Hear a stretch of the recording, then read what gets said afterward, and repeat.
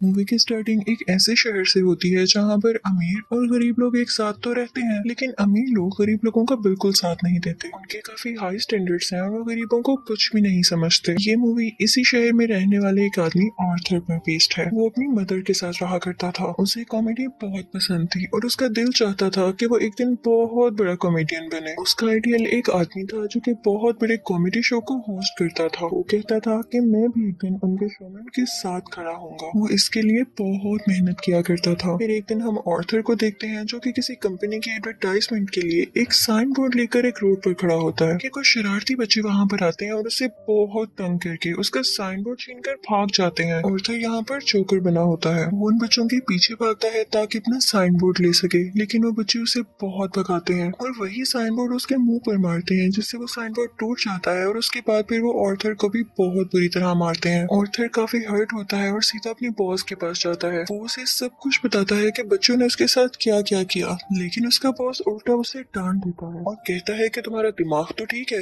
बच्चे ऐसी हरकत कैसे कर सकते हैं। बॉस उससे कहता है कि मैं तुम्हें तुम्हारी सैलरी भी नहीं दूंगा। ऑर्थर में कॉन्फिडेंस की बहुत कमी होती है, इसलिए वो यहाँ पर खुद के बारे में कुछ बोल ही नहीं पाता। वो वहाँ से काफी उदास होकर बाहर आ जाता है और सोचता है कि क्या मैं इतना बुरा हूँ कि कोई भी मेरी बात का यकीन ही नहीं करता। वो अपने घर आता है और डांस करने लगता है। यहाँ पे हम देखते हैं कि उसकी बॉडी काफी वीक होती है। अगले दिन ऑर्थर अपने कोलीग से मिलता है और उसे उन बच्चों के बारे में बताता है। उसका कोलीग उसे कहता है कि ये तो बहुत गलत हुआ, तुम्हें अपनी हिफाजत करनी चाहिए थी यार। और इसी के साथ वो उसे गन देता है और कहता है कि इसे अपने पास रख लो, ये मुश्किल वक्त में तुम्हारे काम आएगी। ऑर्थर ये लेने से इनकार करता है, लेकिन वो अपनी जबरदस्ती उसे गन दे देता है और फिर ऑर्थर अपने घर के लिए निकल पड़ता है। वो बस में होता है तो उसके सामने एक बच्चा भी बैठा होता है। वो उसे हंसाने की कोशिश करने लगता है और वो बच्चा जोर जोर से हंसने लगता है, जिस पर उस बच्चे की मदर को गुस्सा आ जाता है और वो ऑर्थर से कहती है कि हटो, परेशान मत करो हमें। लेकिन इस बात पर ऑर्थर हंसने लगता है। इनफैक्ट हमें बताया जाता है कि ऑर्थर को कोई सीरियस साइकोलॉजिकल इशू होता है और वो अपनी हंसी को कंट्रोल ही नहीं कर पाता। उसे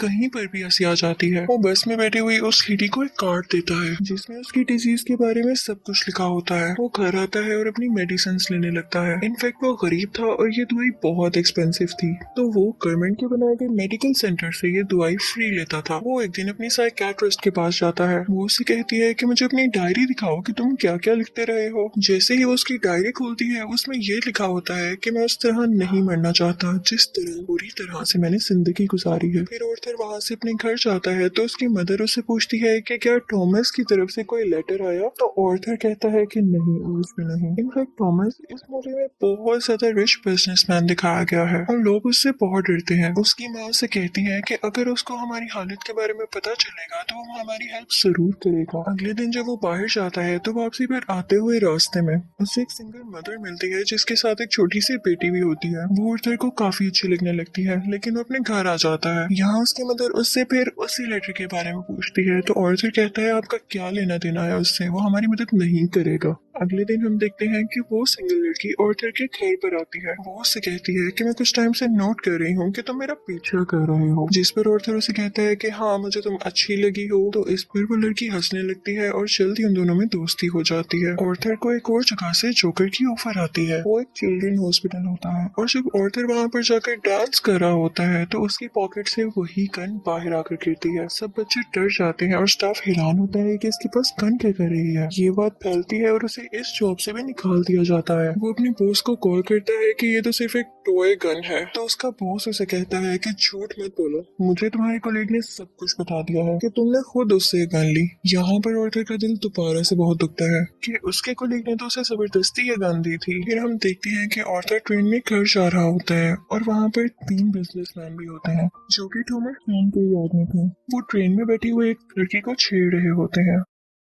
ऑर्थर को यहाँ पर अपने मेंटल डिसऑर्डर की वजह से हंसी आने लगती है और वो तीनों आदमी समझते हैं कि हम पर हंस रहा है। वो उसे बहुत मारते हैं, इतना मारते हैं कि उसके मुंह से खून आने लगता है। ऑर्थर उन्हें अपना मसला बताने की कोशिश कर रहा था, लेकिन वो तीनों उसकी एक नहीं सुनते। ऑर्थर को उन तीनों पर गुस्सा आ जाता है और वो अपनी गन निकाल कर उन तीनों को शूट कर देता है। वो वहाँ से ये सोचकर भाग जाता है कि मैंने 3 लोगों का कत्ल किया है। वो खुद को एक बाथरूम में लॉक कर लेता है। पहले तो वो डर रहा था, लेकिन यहाँ पर अचानक से वो डांस करने लगता है है। ऐसे लग रहा था जैसे अब उसे कोई रिग्रेट नहीं और वो काफी सुकून में भी था। आर्थर घर आता है तो टीवी पर न्यूज चल रही होती है जिसमें थॉमस बोल रहा होता है। वो कहता है कि जिन 3 लोगों का कत्ल हुआ वो मेरे आदमी थे और उन्हें किसी जोकर ने मारा। लेकिन यहाँ पर गरीब लोग उन तीनों की डेथ का अफसोस करने की बजाय जोकर्स का साथ दे रहे होते हैं, क्योंकि वो सब जोकर्स के रूप में ही अमीर लोगों के खिलाफ स्ट्राइक कर रहे होते हैं। वहाँ से आर्थर अपने साइकेट्रिस्ट के पास जाता है तो वो उसे बताती है कि हम आज आखिरी बार मिल रहे हैं, क्योंकि गवर्नमेंट ने हमें फंड्स देना बंद कर दिया है और अब के बाद में आपका फ्री इलाज नहीं कर सकती।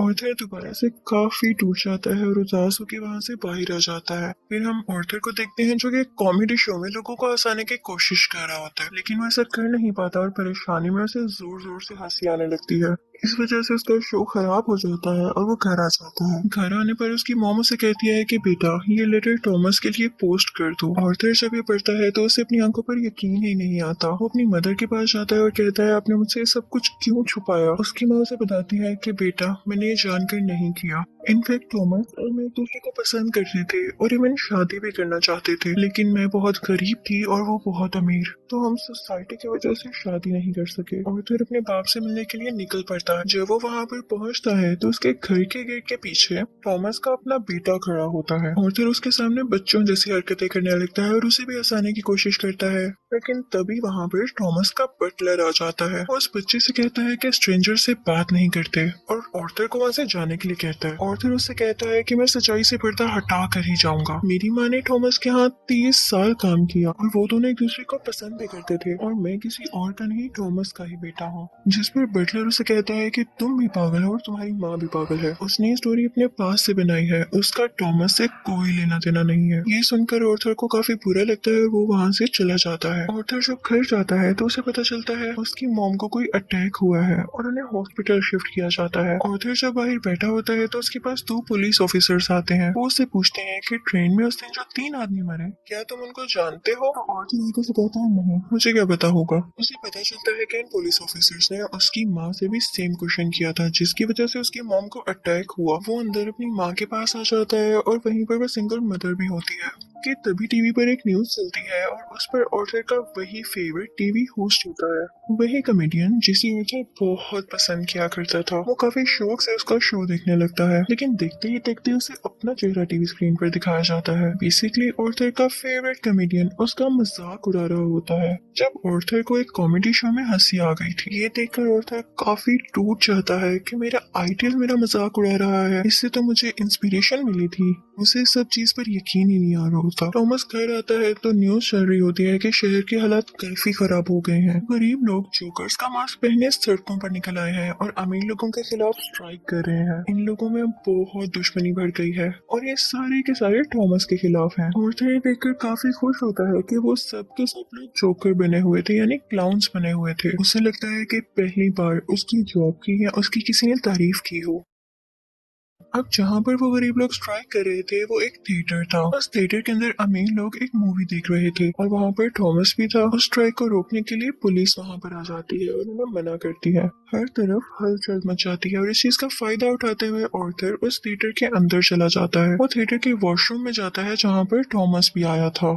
आर्थर उसके पास जाता है और पोलाइटली कहता है कि मैं आपका बेटा हूँ, मेरी माँ और आप एक साथ हुआ करते थे, याद करें। थॉमस उसे कहता है कि मैं इस नाम की किसी औरत को नहीं जानता और उसे जोरदार मुक्का मारता है, यानी पंच करता है, जिससे उसकी नाक से बहुत खून आने लगता है। आर्थर घर चला जाता है और कुछ टाइम बाद उसे पुलिस की कॉल आती है। वो इनफैक्ट आर्थर से भी इन्वेस्टिगेशन करना चाहते थे उस दिन के बारे में जब उन 3 आदमियों का कत्ल हुआ था। और तभी आर्थर को ये भी पता चलता है कि जो उसका फेवरेट कॉमेडियन था उसने आर्थर को अपने शो में बुलाया है। इनफैक्ट उसने आर्थर की जो क्लिप अपने शो में चलाई थी उसकी वजह से उसके शो की रेटिंग काफी बढ़ गई थी, क्योंकि लोगों ने उसको पसंद किया था। वो बहुत खुश हो जाता है और तैयार होकर वहाँ पर जाने के लिए निकल जाता है, लेकिन उसे याद आता है कि थॉमस के बटलर ने कहा था कि मेरी माँ पागल है। तो वो उस मेंटल हॉस्पिटल पर जाता है जहाँ पर उसकी माँ का कभी इलाज हुआ था। वो उन लोगों से अपनी माँ की फाइल मांगता है। वो वहाँ से वो फाइल चुरा कर भाग जाता है। उसमें लिखा हुआ था कि आर्थर की माँ का किसी और के साथ रिलेशन था। वो उसे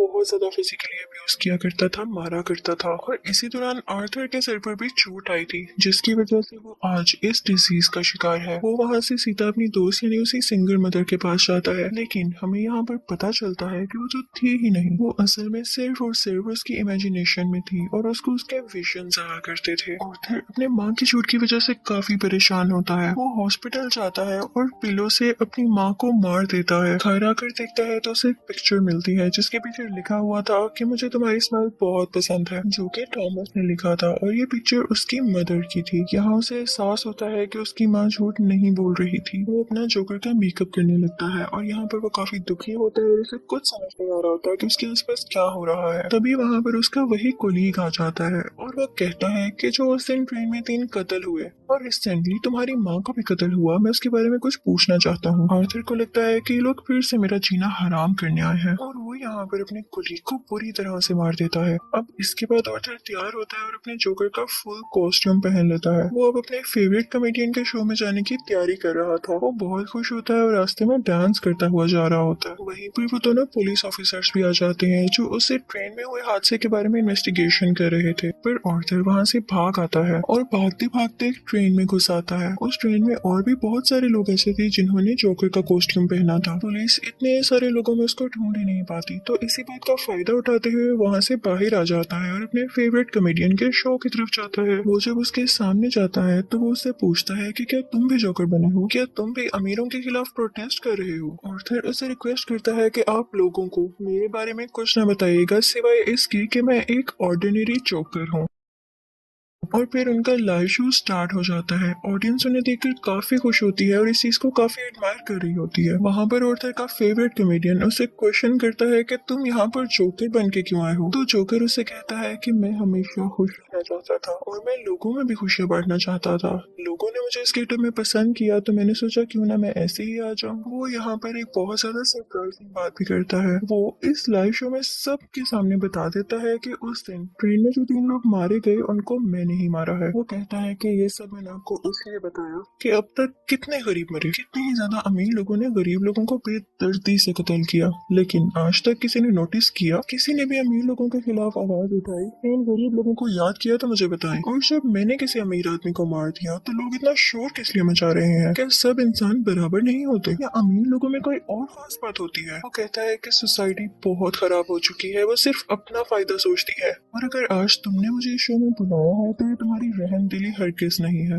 तुम्हारे शो की रेटिंग मेरी वजह से बढ़ रही थी इसलिए तुमने ऐसा किया। लेकिन आर्थर का जो फेवरेट कॉमेडियन होता है वो कहता है ऐसी बात हरगिज नहीं है। आर्थर को गुस्सा आ जाता है कि तुम अभी भी झूठ बोल रहे हो और इसी के साथ अपनी गन बाहर निकालता है और उसे सबके सामने शूट कर देता है। लोग काफी घबरा जाते हैं और वहाँ से बाहर निकलने लगते हैं, लेकिन आर्थर को हम यहाँ पर काफी कॉन्फिडेंट देखते हैं। वो किसी से नहीं डरा होता। पुलिस इस बात पर जोकर यानी आर्थर को अरेस्ट कर लेती है और अपनी गाड़ी में बिठाकर उसे वहाँ से दूर ले जाने लगती है। लेकिन आर्थर रास्ते में देखता है कि उसके बहुत सारे सपोर्टर्स हैं जो उसे सपोर्ट कर रहे हैं। उनमें से कुछ लोग एक एम्बुलेंस में बैठते हैं और उसकी ज्यादा सारी स्पीड करके उस पुलिस कार के साथ टक्कर कर देते हैं, जिसकी वजह से वो पुलिस कार उल्ट जाती है और अब जोकर बाहर आ गया था। वो उन सब लोगों में शामिल हो जाता है और उसी कार के ऊपर आकर खड़ा हो जाता है। सब लोग उसे यहाँ पर देख पा रहे थे और उसे चीयर कर रहे थे। उसके मुंह और नाक से काफी खून आ रहा था, लेकिन वो उसी खून से अपनी स्माइल बना लेता है और हाथ फैलाकर जोर जोर से हंसने लगता है। ये इनफैक्ट एक ऐसी स्माइल थी जिसके पीछे गम, तकलीफ और दुख छुपा हुआ था। वो अब उन सब लोगों का हीरो बन चुका था और वो यहाँ पे काफी खुश था कि लोग फाइनली अब उसे तारीफ कर रहे थे, उसे अप्रिशिएट कर रहे थे। दूसरी तरफ हम थॉमस को देखते हैं जो कि अपनी प्रेजेंट वाइफ और अपने बेटे के साथ ये शहर छोड़कर जा रहा होता है, लेकिन तभी साइड पे खड़ा एक जोकर उन लोगों को शूट कर देता है, लेकिन वो उनके बेटे को कुछ नहीं कहता। फिर सीन चेंज होता है और हमें आर्थर यानी जोकर एक साइकियाट्रिस्ट के पास दिखाया जाता है। वो वहाँ पर भी हंस रहा होता है, तो वो साइकियाट्रिस्ट उससे कहती है कि तुम बिला वजह क्यों हंसते रहते हो। तो आर्थर उससे कहता है कि आप इस फीलिंग को कभी नहीं समझ पाएंगी, और ये कहकर वो वहाँ से बाहर आ जाता है। उसके जूतों के नीचे खून लगा हुआ था, जिससे ये जाहिर होता है कि एक अच्छा इंसान कैसे किसी कातिल में बदल गया। और इस मूवी से हमें ये लेसन भी मिलता है कि जब किसी के साथ बुरा किया जाए तो वो बुरा ना भी हो तो एक ना एक दिन बुरा बन ही जाता है। उसे इतनी अजियत दी गई, इतना टॉर्चर किया गया कि उसके अंदर से वो फीलिंग्स ही खत्म हो गई और अब वो अपनी लाइफ से बिल्कुल सेटिस्फाई था। और इसी के साथ ये मूवी भी एंड हो जाती है। आई होप आपको ये मूवी अच्छी लगी होगी। Thank you for watching.